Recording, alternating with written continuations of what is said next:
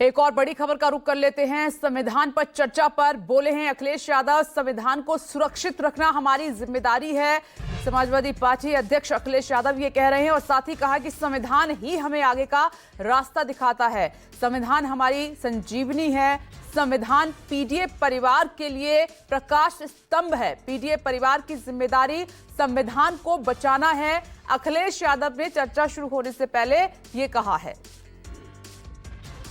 संविधान हमने और आपने सबकी जिम्मेदारी सुरक्षित रखना। ये संविधान ही है जो हमारा पथ प्रतख है, पथ दिखाता है, हमें रास्ता दिखाता है। यही संविधान हमें सम्मान दिलाता है, संविधान हमारी रक्षा करता है, संविधान हमारी संजीवनी है, संविधान हमारे पीडीए परिवार के लिए प्रकाश स्तंभ की तरह है। और अभी तक पीडीए परिवार और पीडीए के लोगों को इसने सम्मान दिया है। अब पीडीए के लोगों की जिम्मेदारी बनती है कि संविधान को बचाएं।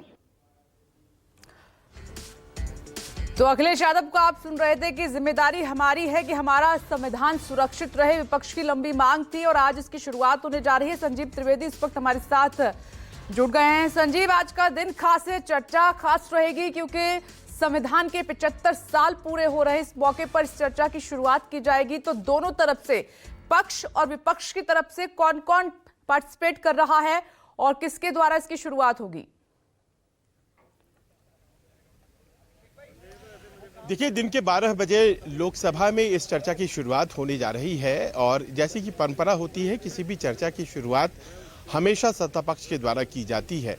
और आज संविधान पर चर्चा है। संविधान आप जानती हैं, आज से 77 साल पहले जब हमारे देश ने अपनाया, वो तारीख 26 नवंबर 1949 की थी। और बीते 26 नवंबर को एक विशेष कार्यक्रम के जरिए उस तिथि को याद किया गया था, उसी हॉल में, सेंट्रल हॉल में पार्लियामेंट के, जहां पर ये संविधान हमारा अडॉप्ट किया गया था। इस वक्त मैं संसद के बाहर हूं और संसद के भीतर बहुत से जो नेता हैं उनमें आज गजब उत्साह और ऊर्जा है। उन्हें ये लगता है कि वो अपनी बातों के ज़रिए या उनके पक्ष अपनी बातों के ज़रिए वो चीज़ें कह पाएगा जो आज की तारीख में संविधान के बारे में कही जानी बहुत ज़रूरी है।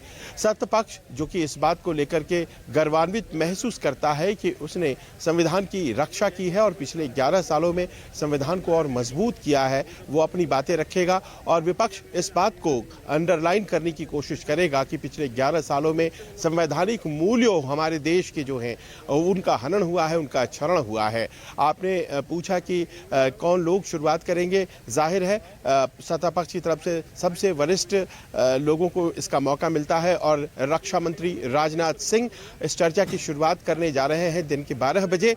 और उसके बाद एक लंबी फहरिस्त है जो कि भारतीय जनता पार्टी की तरफ से स्पीकर्स की है, जिसमें कि किरेन रिजिजू हैं जो कि संसदीय कार्य मंत्री हैं, जगदम्बिका पाल हैं, रविशंकर प्रसाद हैं, पुरंदेश्वरी हैं और तमाम ऐसे बड़े नेता हैं जो कि संसद में इस बात को पुरजोर देकर कहेंगे कि कैसे मोदी सरकार ने पिछले 11 सालों में संसदीय मूल्यों को सुदृढ़ किया है।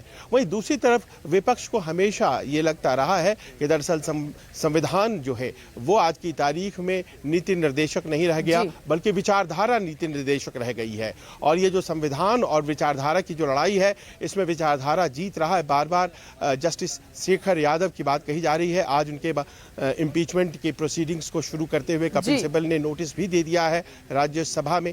तो ऐसे में ये लग रहा है कि क्या विचारधारा हावी हो रहा है। और ये दोनों द्वंद्व आप देखेंगे, विपक्ष की तरफ से स्टार स्पीकर होंगी प्रियंका गांधी। ठीक है संजीव, आपसे हमारी लगातार बात आगे होती रहेगी। फिलहाल के लिए आपका शुक्रिया।